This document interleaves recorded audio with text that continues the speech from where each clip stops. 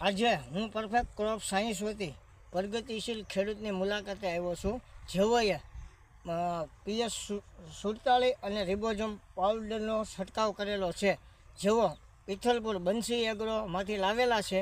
તો ખેડૂતના મુખે જ સાંભળીએ તેમને આ ડુંગળીની અંદર કેવું હતું અને કેવા પરિણામ મળ્યા છે. તો ખેડૂતના મુખે જ આપણે સાંભળશું રિઝલ્ટ માટે. નમસ્કાર ખેડૂત. નમસ્કાર. તમારું નામ? લાલજીભાઈ ધુડાભાઈ, જાજમેર. વાહ. તમારું ગામ?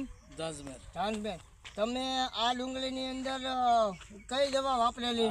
PS 47 ને રિબોઝમ પાવડર. હા. તમારા આમાં પેલા શું પ્રોબ્લેમ હતો? ચીપનો ને મૂળનો. બરાબર છે. થ્રીપ્સ ને મૂળનો વિકાસ નહોતો થતો. હા. તો આ દવા વાપરવાથી તમને અમારા બીજા ખેડૂતને શું મેસેજ આપવા માંગો છો? સારું રિઝલ્ટ છે. સારું રિઝલ્ટ છે. આ દવા વપરાય. હા.